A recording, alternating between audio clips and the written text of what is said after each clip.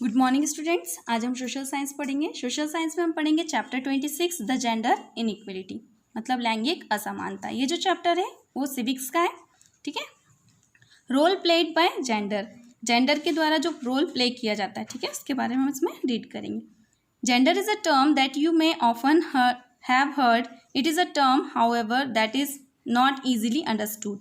Our understanding of gender is often based on the family and society that we live in. Gender जो है वो एक ऐसा शब्द है जो हमने अक्सर सुनते हैं हम, ठीक है। ये जो टर्म है या ये जो शब्द है इसको आसानी से नहीं समझा जा सकता, ठीक है। जेंडर, हमारी जो अंडरस्टैंडिंग है जेंडर की वो किस पर बेस्ड है? फैमिली एंड सोसाइटी पर जिसमें हम रहते हैं। हम लोग देखते हैं हमारी फैमिली और सोसाइटी में कि जो मैन है और वुमन है जो अपनी अलग अलग भूमिका निभाते हैं, ठीक है, समाज में, परिवार में। हम क्या सोचते हैं कि वो फिक्स है या नेचुरल है, ठीक है, लेकिन ऐसा नहीं है ना। वर्ल्ड में कई सारी कम्युनिटीज़ है जहाँ पर ये जो रोल है वो डिफर है, मतलब अलग अलग है ना। जेंडर से हमारा मतलब क्या है कि जो भी मेल एंड फीमेल में जो भी बायोलॉजिकल डिस्टिंक्शन जो होती है, ठीक है, उसको हम क्या कहते हैं? जेंडर कहते हैं, ठीक है। Gender inequality refers to the obvious or hidden disparities among individual based on the performance of gender. Gender inequality जो है वो किस चीज़ को रिफर करती है? ऑब्वियस एंड हिडन डिस्पैरिटी जो होती है, स्पष्ट और जो छुपी हुई मतलब कि जो असमानता होती है इंडिविजुअल्स में, ठीक है, जो किस पर आधारित होती है? जेंडर के परफॉर्मेंस पर, ठीक है। तो वो क्या कहलाती है? जेंडर इनइक्वलिटी, है ना। ये जो प्रॉब्लम है ना, इसको हम लोग सिंपल टर्म में इसको जेंडर बायस के नाम से भी जाना जाता है या जेंडर बायस भी कहलाता है, ठीक है। इसमें क्या होता है? बॉयज़ एंड गर्ल्स के बीच में क्या होता है? डिफरेंस किया जाता है, अंतर कर दिया जाता है ना, महिला और पुरुष के बीच में, ठीक है। ये जो होता है मतलब भारत में भी बहुत ज़्यादा देखने को मिलता है ना। लड़के और लड़कियों में मतलब कि भेदभाव किया जाता है, ठीक है। 128 कंट्रीज़ में इंडिया की 10th रैंक है, जो कि हमारे लिए बहुत ज़्यादा शेमफुल है। सरकार के द्वारा कई सारे प्रयत्न करने के बावजूद भी जेंडर इनइक्वलिटी बढ़ती जा रही है, ठीक है। और ये सबसे ज़्यादा देखने को कहाँ पर हमको मिलेगी? Japan to Morocco, Uzbekistan to United States of America, यहाँ पर ये देखने को मिलती है। However, in many parts of the world, women receive less attention and health care than men do, and particularly girls often receive less support than boys, है ना। हम लोग वर्ल्ड में देखें तो कई सारे पार्ट्स में हम लोगों को देखने को मिलेगा कि महिलाओं को कम अटेंशन दिया जाता है, कम ध्यान दिया जाता है, उनकी हेल्थ केयर कम की जाती है पुरुषों की अपेक्षा, ठीक है। खास करके लड़कियों को कम सपोर्ट किया जाता है लड़कों की अपेक्षा, ठीक है।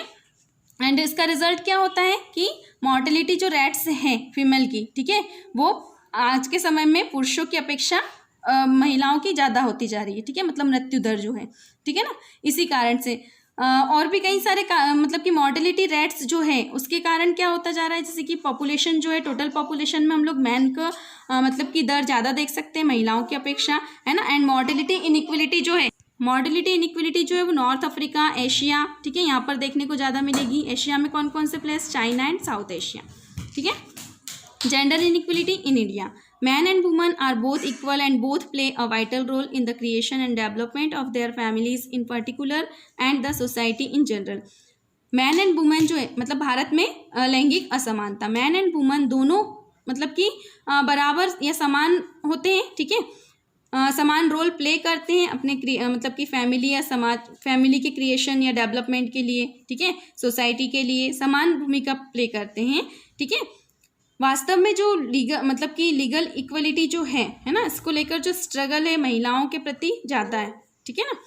उनको असमान समझा जाता है पुरुषों की अपेक्षा, ठीक है। उनको मतलब ये हमेशा ऑप्रेस्ड सेक्शन रही है महिलाएं, महिला वर्ग जो है वो सोसाइटी का ऑप्रेस्ड सेक्शन रहा है, उसको हमेशा नेग्लेक्ट किया जाता है, ठीक है। इसके बारे में गांधी जी ने जो प्रथम मतलब स्वतंत्रता संग्राम जो हुआ था उस समय पे लिखा भी था कि महिलाएं जो है, महिलाओं के प्रति मतलब मेरा जो नज़रिया है वो अनकम्प्रोमाइजिंग है, ठीक है, उनके अधिकारों को लेकर। एंड जो मतलब कि सेक्स एंड फिजिकल फॉर्म्स जो है वो मतलब कि उस चीज़ को डिनोट नहीं करता है कि उनके स्टेटस में डिफरेंस हो, ठीक है। महिला जो है, मेरे अनुसार महिला जो है वो मैन की कॉम्प्लीमेंट है और उनसे इन्फेरियर या उनसे तुच्छ नहीं है, ऐसा उन्होंने उनके बारे में लिखा था। भारतीय संविधान की जो प्रीम्बल है उसमें भी ये बताया गया है या प्रॉमिस किया गया है कि सारे सिटीजन को सिक्योर करना है, ठीक है, उनको जस्टिस प्रदान करना है, चाहे वो इकोनॉमिकल हो, सोशल हो या पॉलिटिकल हो, चाहे वो मतलब सेक्स के अकॉर्डिंग नहीं है, ठीक है। इतने सारे प्रयत्न होने के बाद भी अभी भी मतलब कि देखा जाए तो महिलाओं की जो मतलब कि इक्वलिटी, फ्रीडम एंड डिग्निटी को लेकर अभी भी क्वेश्चन मार्क लगा हुआ है।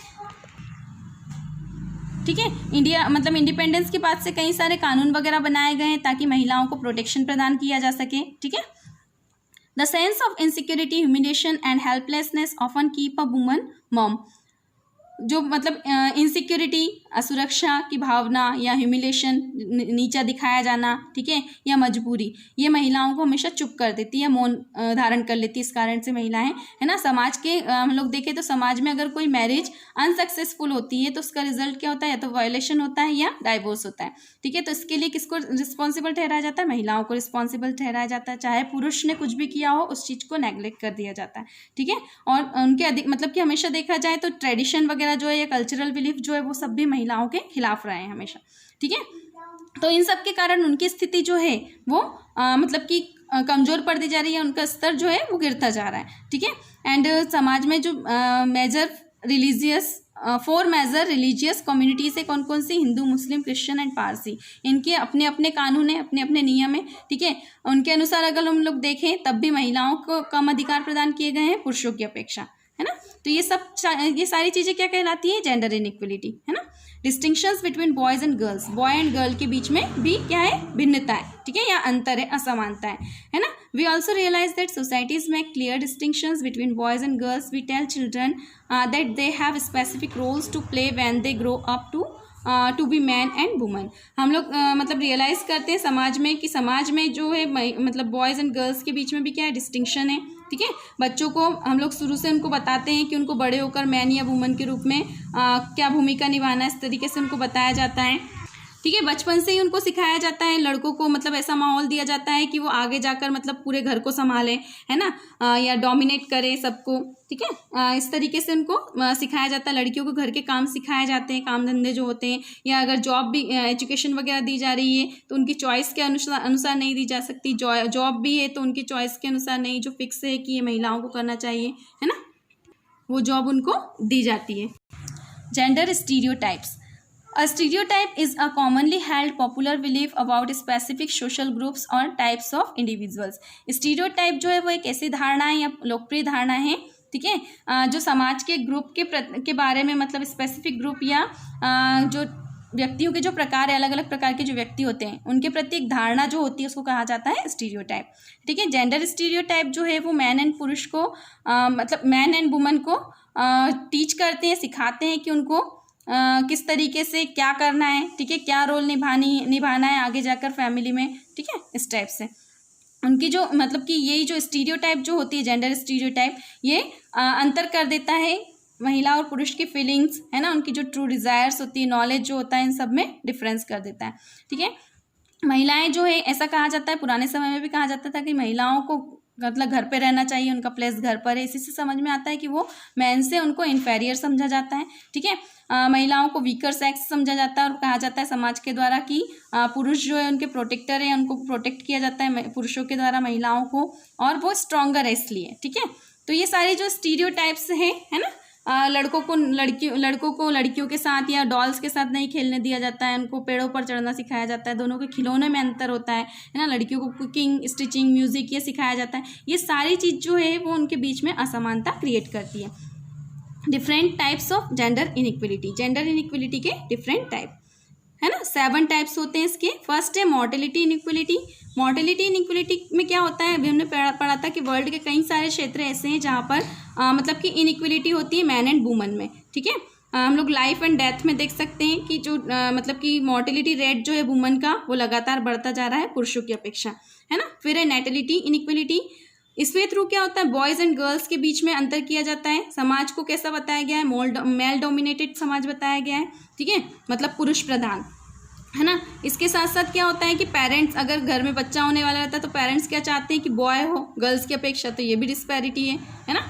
और इसके साथ साथ क्या होता है, कई सारे जैसे टेस्ट वगैरह करवाए जाते हैं, उसके थ्रू अबॉर्शन करा दिया जाता है अगर लड़की है तो, या कभी कभी क्या होता है लड़की का जन्म होता है तो उसको मार दिया जाता है। ये सारा नेटल इनइक्वलिटी में आता है। फिर है बेसिक फैसिलिटीज़ इनइक्वलिटी। इसमें क्या होता है कि जो जनसांख्यिकी जो भी होती है उसके थ्रू बताया जाता है कि एंटी फीमेल मतलब महिलाओं के प्रति अच्छा व्यवहार नहीं किया जाता है, या उनके प्रति घर या परिवार में मतलब कि उन पर ज़्यादा ध्यान नहीं दिया जाता है, लड़कों की अपेक्षा, ठीक है। Special opportunity inequality, even when there is relatively little difference in basic facilities including schooling and opportunities of higher education may be far fewer for young women than for young men।